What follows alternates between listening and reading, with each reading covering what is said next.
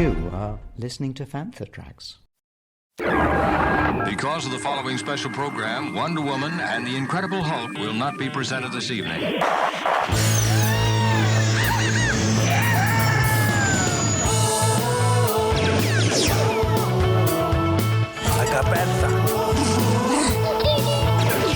It's time to get all your Star Wars news in a single file. That doesn't sound too hard. Boom! This is Making Tracks. This is the way. Here are your hosts, Mark Newbold and Mark Mulcaster. I know these people. They are brutal. Does this look Jedi to you? That's not how the Force works. They'll never see it coming. Count me in. So there's not many people who you would come and sit and fill a room to watch them eat a sandwich, but Alistair is one of those people. I was just saying, while eating a sandwich, come over here. This is when Rogue One came out 10 years ago. I did, I think, 4 shows. And this is the first one I've done in 8 or 9 years. And I wanted to come specifically to this one because I wanted to, when there's big shows, I know that a lot of you will have been to the big shows, but I wanted to come to something like Festival of the Force because the smallness and the intimacy of it allows you to talk to more people and to get a sense of the reaction from people that, fans, but I don't want to say true fans, but people that really love Star Wars and what Star Wars means to people. And so the attraction to coming here was just talking to people about Andor, obviously, and the feeling about Andor, and also the relationship between Andor and Rogue One and stuff. So the word I've used a lot today, and I'm going to use it again now. It's an unbelievable privilege to be here with all of you. It really is. It really is an enormous privilege. I wanted to get that point across. Definitely. With the show, well, straw poll, who's seen Andor, who enjoyed it? That's a very positive yes. So when you're a performer, when you're an actor, you're involved in a show, you're in it's a role you've played before, of course, in Rogue One, and you're stepping back a few years in real life and in character time to come back to this character.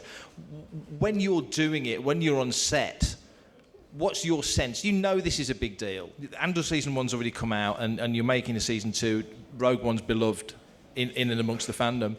And Draven was one of those characters people really connected to. So what was your sort of hope and expectation for doing Season 2 and being in there? It was daunting to come back and revisit it. The main thing was that, and I've spoken to a couple of people about this morning, that I remember my first costume fitting, and I had the same costume 9 years on. And Michael Wilkinson, the brilliant costume designer, was very impressed that it still fit. I was still on the same belt buckle, which made me very happy. But you take on the weight of it. I think you felt so supported by the notion that you were working with really smart, engaged people that really, really cared about this, the story that they wanted to tell. And it had been through various iterations. So in 2018, I was sort of summoned to a fancy lunch with a guy who was then show running it, Stephen Schiff, who did a show called The Americans, who's really smart and bright and wanted to make a Cold War thriller. That was his kind of take. And he said, we want to do a 5-season, maybe a 6-season run of Andor. That's our version of it. Would you be interested? And I said, yes, of course. Why wouldn't I be? And he said, great. Well, we'll call you when we're ready. And that call never came. And I thought, okay, it's obviously changed. And then obviously Gilroy came back on, who did such a remarkable job doing sort of reshoots and a bit of recrafting, working with Gareth on Rogue One and stuff. And it was all very collegiate. There was no great falling out or anything like that. It was very much, how do we tell the best story that we can? And when Gilroy phoned and said, okay, we're back and I'm doing it and I'd love you to come back, but timeline-wise, this is where you'll fit in, I was disappointed because I sort of wanted to be in from the beginning, but I completely understood why that was obviously impossible. So I waited, I bided my time. And when I finally got on set, you just knew who you were working with, smart people that really, really cared about the story they wanted to tell. Not least Gilroy, but also obviously Diego, as an exec producer, was fully invested. And obviously there's no show without Diego. He could have easily said, you know what, I don't want to give 5 years of my life to doing it. I'm going to do other stuff. But it just showed how much it mattered to everybody. And we all took it obviously very seriously. And a word I keep using, it was a privilege from the first moment of walking on that massive Yavin 4 set. You put a social media post out very recently, maybe just after Andor came out, that really got a lot of traction. where you very much laid out what a fan you were as a kid, what an important thing it was for you growing up. Can you tell us a little bit about that? We're all, a lot of us are of that generation where Star Wars has been ever present in our lives. For you as a Star Wars fan, which we can clearly say you are, and then as a working actor who's got this role and the capacity to come back to it, how important was all those pieces for you? That social media post was interesting. I literally just wrote that for no other reason apart from I just sort of thought, I'm not sort of massively emotionally open on social media. You know, I post some stuff, but sort of long emotional things about how I feel about things I don't really do. But this, I don't know, I literally just sort of drafted it in my kitchen. It was so easy to do because I just sort of wanted to tell just my little story and how much it meant to me. That was why I wrote it. There was nothing calculated about it. I wasn't trying to reach certain people, or I just sort of wanted to let people know how much this experience had meant to me. And you're right, it did gain a rather lovely amount of traction, which meant an awful lot. But it's all true. It was the first Star Wars, or actually I said A New Hope. And there was one, it's funny how social media works, as we know how social media works. The one person that comes back at you is the one thing you remember. So I saw A New Hope in 1978 in Salisbury, first film I saw in the cinema. And he wrote, "It's Star Wars FFS." And I was thinking, but I had to respond. I just said, "Mate, don't let it worry you." I'm General Draven. I shouldn't have written it. But the emotional connection to it is extraordinary. And actually, when we were shooting Rogue One, Gareth Edwards, who's such a very quiet, unassuming man, he told me this rather lovely story that, in the fact, we did a couple of days rehearsal at Cardington before we started shooting the Avon 4 stuff, and he said, the one thing we have to do very quickly is get out of our minds that we are doing Star Wars, because otherwise we'll be overwhelmed by it. And he said about a week ago, I was in New York in a sound recording studio, and I was sitting behind James Earl Jones, who was recording Vader's lines. And he said, I had to stop and sort of give myself a metaphorical slap and say, I have to direct this. I can't just go, oh my God, I'm listening to James Earl Jones record Vader. And that was such a brilliant note, so we couldn't be overwhelmed by what we were doing. We had to kind of tell the story that we were wanting to tell and play the characters that we were wanting to tell. But it's hard not to, especially when you go onto a set like Rogue One and they wanted to film everything as real as possible. So the sets were built, minimal special effects, apart from the blindingly obvious, which is all the stuff in the galaxy and stuff. But all the sets were built. The scale of the sets were enormous. And you couldn't, again, my emotional engagement was huge. I just kept saying, God, I was a kid when I saw this, and look at me standing here, and if I could tell my 7-year-old self I'd be doing this, I just wouldn't believe you. And the broader lesson from all of that is, and it's an oft-quoted thing, is that, dreams can come true. It can take luck, hard work, it can take whatever luck is supposed to be. But the joy is that I found something I love to do, and then now and again people pay me to do it, and then on top of that they invite me to do things like to be in Star Wars, which I say that out loud is insane. It is insane. You asked one question, I've answered probably 100, but I talk with such kind of passion and love of it because it's incredibly important to me, and to be in it is just mind-blowing. It just blows my mind. And in fact, just very quickly, because I know that I'm sure there's other more interesting questions that I could answer, but my yesterday or the day before, my 25-year-old son, who's doing a master's in visual effects, he said, Dad, did you see the credit sequence at the end of episode 12 of season 2? And I said some of it, I didn't see all of it. And he played the music, the most beautiful theme tune that Brandon Roberts and Nicholas Britell worked on. And as it plays over the final, as you all know, it plays over the final credits, and then it morphs into the Star Wars theme. And I'm talking now, and it gives me goosebumps. I cannot tell you, A, I felt 7 years old again, and B, how much that meant to me. Hi, everyone. This is Misty Roses, and you are listening to Fantha Tracks. I have spoken. So Draven as a character, you mentioned that you would loved for him to have come into the story earlier on. But when we do meet him, he's a military guy, he's a rebellion guy, he's a very organised military man. That's how he comes across. if you could have come to him earlier, where would you like to have seen his genesis come from? Do you think he grew into that? Do you think he was always that guy? Where do you think he came from? I think he was. There's a brilliant kind of biography of him, which is sort of laid out. But he's a military man through and through. I think his sort of emotional capacity needs to be suppressed, because it's like, I don't have time for that. I don't have time to be emotionally. I know what needs to be done. Because it's all-consuming and important to him, but he knows it's bigger than him. Yeah. And that element of sacrifice is present with a lot of those with a lot of the committed rebellion figures. The ultimate sacrifice is obviously, for those of you that have seen the Star Wars comics, he does. That's his demise, and I love his final line. We won. All we needed to do was slow you down, which again is just extraordinary, and that is framed and in my office at home, I have to say. So I think he's steeped in it. I think the first time we see him actually at his most kind of most committed. They're building something, and that is the absolute focus. So he's a military man through and through, but the best, and there's whatever needs to be done. Yeah. It just has to be done, because it's bigger than all of us, and that's where we find him. That moment felt like a sea change. The first time we see you, Cassian's coming and going, doing his own thing, and your character Draven's like, this needs to stop. We're at a point where if it leaks about Yavin, it's a problem. In the same way that Partagaz and Krennic are saying, if it leaks about the Death Star, it's a problem. Everyone's holding secrets. It's just, I just wonder what you think the connection is between Cassian and Draven, because they seem so different, but the goal is the same. So the goal is the same. I think it's an absolute. I think Draven sees elements of Cassian. I think he recognizes himself.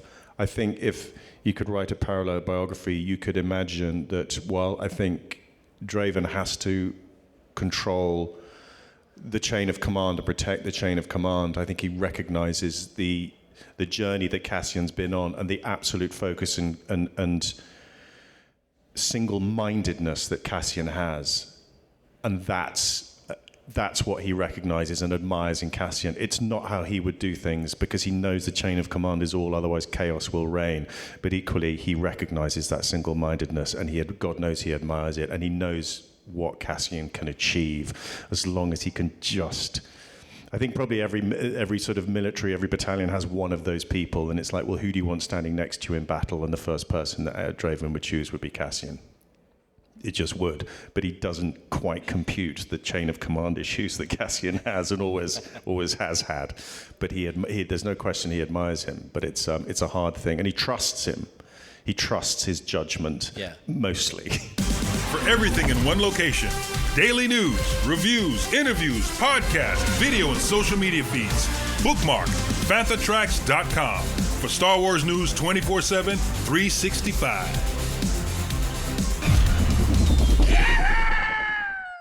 Did it help you being a fan? And I say that as in a general, we're all fans, and you're a fan. So did it help you with the role? Because you just laid it out. You could sit there and just over a cup of tea and a tuna sandwich kind of figure out that I kind of know where the connection is between Draven and Cassian. Whereas if you were, I was going to say just an actor, that's totally unfair, but you know what I mean? If you're an actor just coming into a role and you don't know the world, the meat and bones of that connection and that relationship might not mean the same to you. Did that help you? It's a very, very good question. Yes, it does, I think, but I only ever take work that when you read any script, you have that you get sent, you have a visceral response to it, and that's not necessarily the part. I can read the first page or 2 pages of a script and either go, I have a sort of a visceral response to it, which means, I'm into this world and the writing is good. Star Wars is several levels above that, because you know that the writing is basically going to be good, especially when you see, written by Tony Gilroy, you think, yeah, we're fine. But you have a visceral response to something, and if you have that visceral response, then you're kind of all in. And in fact, there was a very good note that I was given once. Someone once told me, when you get a job offer as an actor, it can be weeks, months hence that the job will start. And they said to me, a good response to have is that if you receive a script and it arrives on a Monday morning, And the deal is you have to start tomorrow. How would you feel? If you're excited, then that's a good sign. Whereas if you're going, then park it. And actually, I'm lucky to say, touch wood, pardon me, my judgment's been pretty good. Because I can't think of anything actually turned down that I go, I wish I'd done it. A couple of things I got close to turning down, which thankfully my wife kicked me in the backside and said, don't be an idiot. Not this, I have to say, Star Wars. But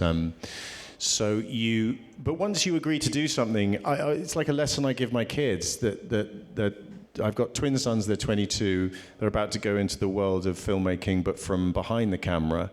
One is a runner. At the moment doing crowd extra supporting artists running, so just making sure that they're where they need to be. So he's on the sort of the low rung of the crew. Another son is just finishing doing TV production, and he wants to be an editor, and then my older son doing visual effects. But I said, there's a certain point in this very uneven career where, especially early on, you'll have to earn money, you'll have to pay the rent.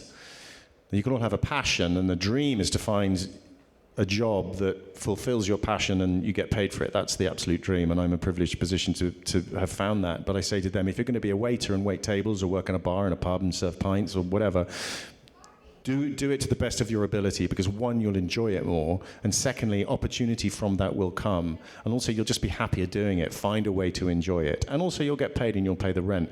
And I find that with jobs that I accept, I go, if I've said yes to something, it's my duty to say, okay, if I've said yes, then I'm not going to turn up on day one and go, what's this rubbish we're doing? Get someone else will, what's the point? And also, we're all walking towards or marching towards the same goal, which is how do we make this entire, like on the set of Star Wars, you will have sitting down for lunch, which we don't. You sort of grab something, literally grab something when you can. On a busy day when you've got dozens and dozens, if not hundreds of extras, you can have 1,200 people who are all arriving at work at 7:30 in the morning and have all got to get a certain amount done in the day. Why am I the one to go, actually, I don't really want to be there because you want to be there. If you don't, go do something else. Don't make everyone's lives harder than it needs to be. So as a gang, what you see on screen is the culmination of thousands and thousands of people's work. I mean, you see the credits, you see all the digital artists who never get to go on set. You see all of those people in continents, in Los Angeles, all over the place. But we're all building to do the same thing and join that gang. We're part of a gang, we're part of a community. We're part of a community. That's what I love about being here, because a convention like this, like a lot of them, is that lots of people come together all for the same purpose. And that's what we're all doing here. And if I didn't want to be here, I would have said no thank you, but I'm here because I want to be here. And that's, so we're all, I think in life we're searching for a community. I found my tribe, especially on the set of a Star Wars film, but I found my tribe in the community, in the job that I do on a film or television set or on a theatre stage. And that's what we are all here. We are a community. So it feels like the people I've met today, you found your tribe. Hold on to those people that you meet here. I think it's absolutely wonderful. I really do. Again, a really long answer to a simple question. Apologies. It's all good. We're all the same. I know there's people here who collects and do fanfic and do costuming and all the other things that we do. I'm lucky I write for the official magazine, all the bits and bobs, so that, you get to filter and fuel and show your passion for Star Wars in different ways. You've been fortunate as an actor that's the way you've been able to do yours, but it strikes me that being here, like I said, today with all these good people, to be able to explain that, it means something to you, doesn't it? It does. It means a huge amount. And I think sometimes in life you can... I've done a couple of talks at schools, and I just know in every school, and school is hard. I found school quite hard because I didn't know who I was, or I didn't know where I fitted in. And I think it's quite easy in life to feel that you don't fit in. And I think a lot of people can spend their entire lives feeling that they don't fit in. And I think this gathering of people that have this shared passion for this or for anything come together. No one judges you. No one cares what you look like or how you are or who you are. You just all have the same passion. And I sit at that desk out there. If I'm not talking to people or signing people, I just look and I watch. And I see people who are cosplaying. I saw 2 14-year-olds. And 14 is a really hard age at the best of times. And they're just having a lightsaber fight and nobody cares. People are enjoying it, and you just think that is just such a beautiful example of people coming together and just not being judgmental and just going, hey, welcome, come on in. And I find that enormously moving, incredibly gratifying, and it basically just puts my faith back in the world. And it's all rooted, today especially, in this extraordinary gift that many years ago in a galaxy far, far away, this guy had this idea, and that's quite special, and it gives me faith. It gives me huge amounts of faith, and as the cliche goes, it also gives me enormous amounts of hope. I had to get that in there. Good that word. Famous word. Good word. I'm conscious you'll still have people out there waiting for you, so I'll nearly at the end of our chat. No, we're good. What? You're I'm happy to talk? Totally happy to talk. Good. Ignore that I said that. No, I didn't say honestly, that. I'm very happy to talk. I might keep eating a sandwich. Do it. I say this to a lot of people. Some people are very performers, actors, people who are involved in the shows are very humble about their part in Star Wars. And one thing I say, and other people have said, it's not just me, there's no small roles in Star Wars. Frank Oz didn't puppeteer Yoda on his own. There was a guy doing the arm. There was somebody doing other stuff. Everything's a team effort. When you look at your part in the broader scope, not just of Andor, not just of Rogue One, but Draven as a character in the whole scope of Star Wars, and as a fan, how does that, I don't even know how to word it, how does that feel? I mean, where do you sit with that?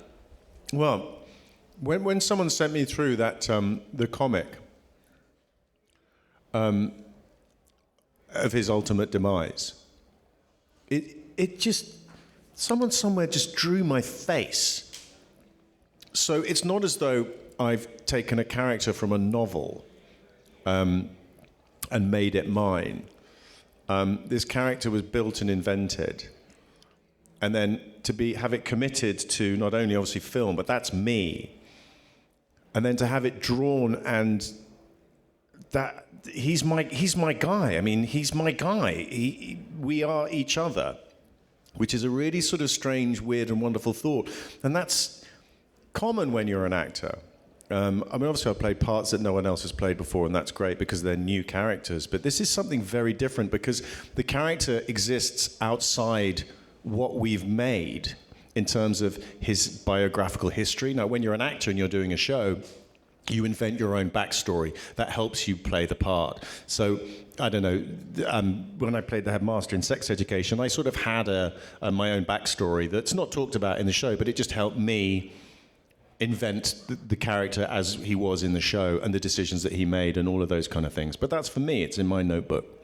Whereas this character exists beyond, and that's extraordinary. And the fact that, you know, the way he dies is also incredibly cool. It's immensely cool. And then there was the other, which still to this day makes me. There's one of the brilliant graphic novels, comics, however you want to describe them. There's just the cover is just a massive picture of my face as Draven, and then just in the bottom corner is Han Solo. I think, in what world, planet, galaxy does that even make sense to me? And I do post it from time to time because I still go, sorry, just in case anyone's forgotten. Ironically, I'm speechless. That's the cool thing, though, because, as you say, Star Wars, I think somebody said the other day there's more prequel projects in Star Wars than sequel projects in Star Wars, so we're always stepping back. And in your instance, you're stepping back to when you come into into Andor, rather, 1 to 2 years before the Battle of Yavin and then right up to Scarif, that if your character could walk into A New Hope looking exactly as Alistair does right now, you would walk into a 36-year-old Harrison Ford or a 20-year-old Carrie Fisher. And so, but in all the material that's outside of what's put on film, that's how those guys would look. So I totally see what you mean. It's mad. Baffling. It's baffling and mad. But the fact that it exists, and it's existed for 50 years, yeah. And it's not going anywhere. That's the most amazing thing. I mean, I'm as nervous as anyone about every time they sort of announce they're doing a new project. You know, Daisy's new project, Ryan Gosling's new project. Yeah. I'm sort of just... It's like I want to sort of storm into Disney and go, everyone, just stop. Can we just look at Rogue One Andor? Let's look at Empire Strikes Back. Look what can be done. And let's not lose our minds. But they're very, very smart. They're not afraid to make decisions either. Now, I can't tell you whether they're trying to appeal to certain audiences or certain demographics. You know, these people are immensely smart, and I know it's a franchise, and I know there's a financial aspect. You know, let's be open and honest about that. But they do care. That is the one thing. You know, there wasn't an open checkbook on Andor. There was a certain point where I made some suggestion to Tony Gilroy about something. It wasn't a sort of a what if we do this, but it was a something. And he just went, taps are off. I went, what do you mean? He said, oh, yeah, we've kind of run out of money. He was like, yeah, we're not. So they don't throw, it was an expensive show. Look at the scale of it, it's going to be expensive. So I kind of have this sort of nervousness about I think Ryan Gosling is an excellent dude. He really is. And Daisy's obviously great. And she wouldn't return. She doesn't have to return, but she is. So there's obviously there's plenty of stories worth telling. So, but I have that kind of, like, I think we all do, this kind of nervousness about, don't mess it up. They probably won't, but I don't know. But I think that's probably quite healthy. If we just go, yeah, it's going to be great, then it's too easy. Hi, this is Gareth Edwards, director of the best standalone Star Wars film since Caravan of Courage, called Rogue One. You're listening to Fantha Tracks. Enjoy. Do you think because you did Rogue One in 2015 for 2016, and then you come back in Andor, and so you're a returning character now? It wasn't just a one and done. You're a character that's come back, and there's always the potential for it to happen again. Yeah. Well, maybe one day you'll get to film your death scene. That'd be kind of cool. That would be so cool. Does that enhance the ownership? That's probably not the right word, but does that even make it even more of a thing for you because you've come back to the role? Because not every actor is aware of the ancillary material, and you are. So because you're so into it, in the best sense, as a fan. So does that just level up for you? It never. What's great is that it never goes away. I think that's the lovely thing. You can. There's this guy.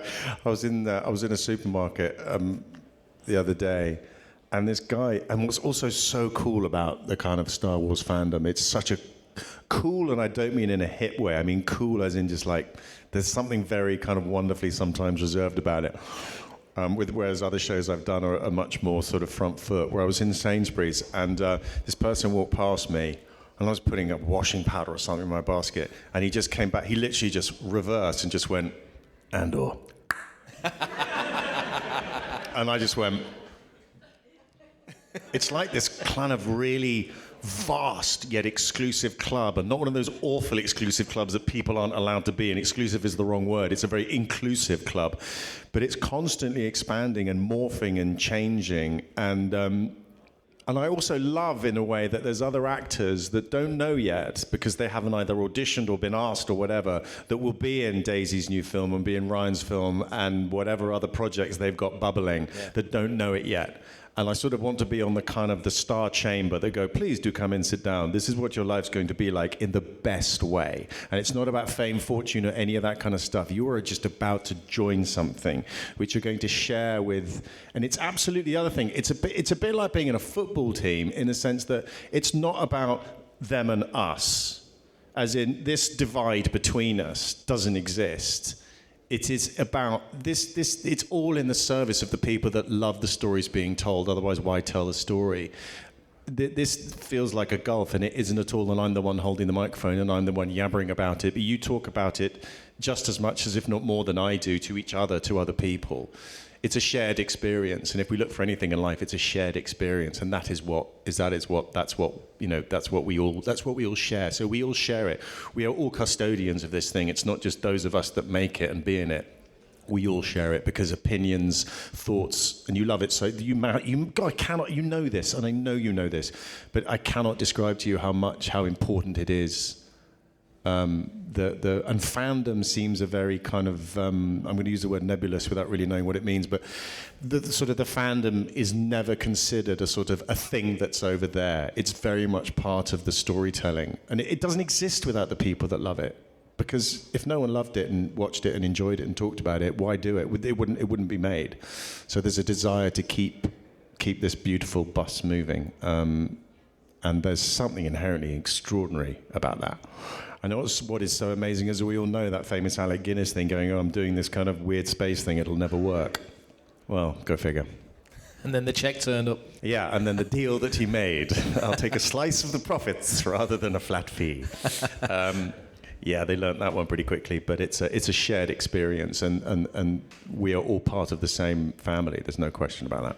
What would you like people to take away, especially from season 2, which has really caught the interest of people? What do you think you would like people to take away from that show? In terms of, as Star Wars fans, as part of the tribe, as you say, you know, part of everybody together in this thing, and also for people who might not be Star Wars fans, who've come across a show like Andor and have heard the good buzz about it, what would you like people to walk away from thinking about it? The power of the people, the power of rebellion, the importance of it. I think we live in a world at the moment which has never felt, even in my lifetime, has never felt more uneasy and more dangerous. But the power of good, hope, it's such an important word. We have to have hope. We have hope for ourselves as individuals, for our children or our parents or whoever. We have to have hope. But the power in the fundamental decency of human beings to make the relevant change. You know, I look at our leaders, I look at leaders across the pond, wherever your political affiliations lie, is fine. Freedom of speech, all of those things hugely important, but we live in a dangerous world and there's a lot of lunatics running the asylum. But the fundamental decency of human beings and the nature of what we need to do to protect each other from said lunatics. And those lunatics will go. They will go at some point. An order will be restored, however order that looks. But as a community, as a whole, people are fundamentally decent. And we just got to hold on to that. And as Tom Hanks famously said, I did a movie with Tom Hanks, and he had this lovely phrase, which is I think great, which this too shall pass. Really great times, you know, in our lives. You can be happy as hell on any Monday. And he would say, this too shall pass. Tuesday might not be such a better day, but equally, this too shall pass.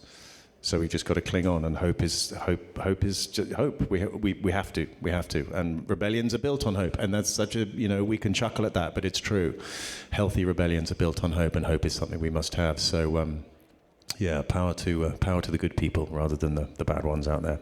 Well, I can't top that. My hope is you enjoyed this. I certainly did. Have a round of applause for Alistair. Thank you all so much. It's such a privilege. It's a privilege to be here. Thank you. Thank you so much. Email radio@fanthatracks.com. Head to links.fanthatracks.com for links to our social media feeds, Fantha Tracks TV and Fantha Tracks Radio. Thanks to James Semple for the Fantha Tracks intro, Blues Harvest for our Making Tracks opening music, and Mark Daniel and Vanessa Marshall for our voiceovers. New episodes drop Tuesdays and Fridays at 7 o'clock UK time. Our weekly news show, Good Morning Tatooine, goes live Sundays at 9 o'clock UK time on Facebook and YouTube. And remember, Fantha Tracks is absolutely free, so it costs nothing to stay updated on all the latest Star Wars news. Coming up next on Fantha Tracks Radio, it's another episode of Making Tracks.